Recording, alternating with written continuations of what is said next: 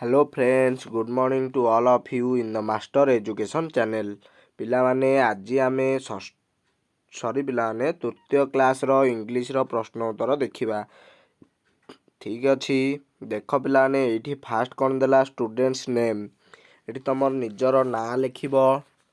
ଏଇଠି କ'ଣ ଦେଇଛି ଆମର ତାପରେ ରୋଲ୍ ନମ୍ବର ଦେଇଛି, ତାପରେ ତମ ନିଜର ରୋଲ୍ ନମ୍ବର।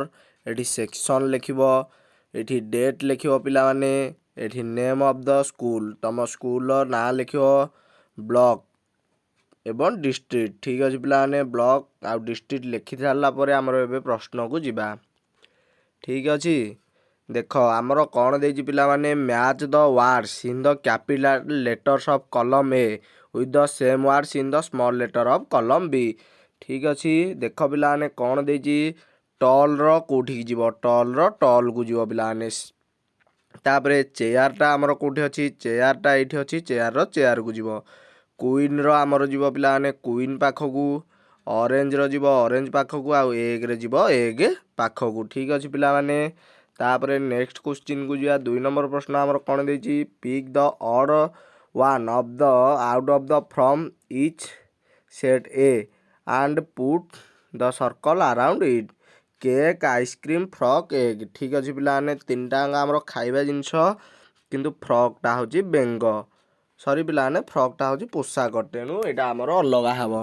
ଠିକ୍ ଅଛି, ତାପରେ କ୍ୱେଶ୍ଚିନ୍ ଆମର କ'ଣ ଦେଇଛି ପିଲାମାନେ ଦେଖ,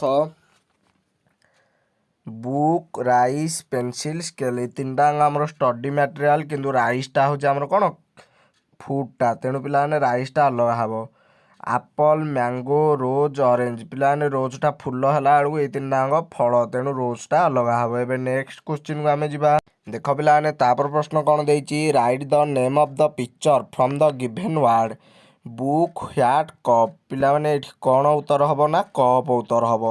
ତାପରେ ପ୍ରଶ୍ନ କ'ଣ ଦେଇଛି, ଫିସ୍, ଡଗ୍, ଲେଗ୍। ତେଣୁ ଆମର ଉତ୍ତର କ'ଣ ହେବ, ଏଇଟା ହେଉଛି ଗୋଟେ ଫିସ୍। ଫିସ୍ ମାନେ ପିଲାମାନେ କ'ଣ ମାଛ।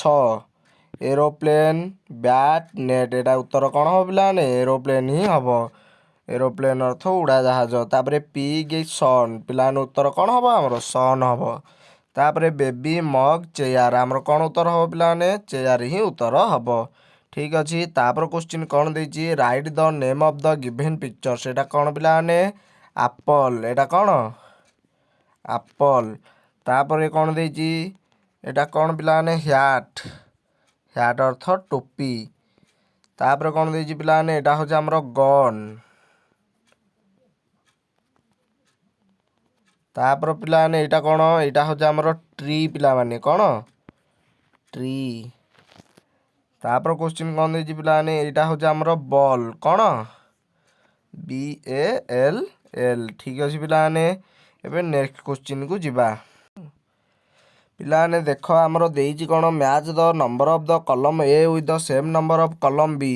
2 ଦେଖ ପିଲାମାନେ 2 ଆମର କେଉଁଠି ଅଛି, 2କୁ ଯିବ, 2ରୁ 2କୁ, 7ରୁ 7କୁ।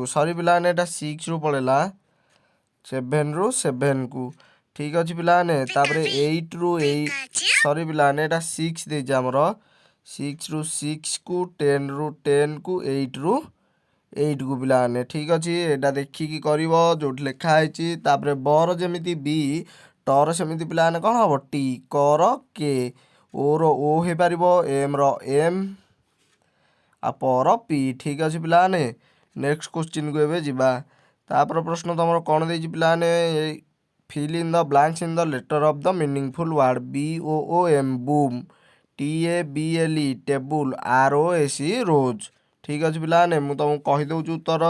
Copy the words in the good handwriting in the given lines. ଠିକ୍ ଅଛି ପିଲାମାନେ, ହ୍ୟାଣ୍ଡରାଇଟିଂ ଭଲ କରିକି ଏଇ ୱାର୍ଡ଼ଟା ଏ ଭିତରେ ଲେଖିବ, ଯେମିତି ଆମର ଇଂଲିଶ ହସ୍ତାକ୍ଷର ଲେଖା ହେଉଛି। ଏବେ ନେକ୍ସଟ କ୍ୱେଶ୍ଚିନ୍କୁ ଯିବା ପିଲାମାନେ। ଦେଖ ପିଲାମାନେ ତାପରେ ପ୍ରଶ୍ନ କ'ଣ ଦେଇଛି, write the name of the body parts of the dog indicated by arrow. ଠିକ୍ ଅଛି, ଯେଉଁ ଆମର ଆରୋରେ ହେଇଛି ତାର ନେମ୍ ଲେଖିବ। ଏଇଟା କ'ଣ ଆମର, ଏଇଟା ପିଲାମାନେ ହେଉଛି ଆମର ଆଇ। କ'ଣ ଆଇ। ତାପରେ ଏଇଟା କ'ଣ ପିଲାମାନେ ତାର, ଏଇଟା ହେଉଛି ତାର ନୋଜ୍। ଠିକ୍ ଅଛି, ତାପରେ ଏଇଟା କ'ଣ ପିଲାମାନେ ତାର, ଏଇଟା ହେଉଛି ଲେଗ୍।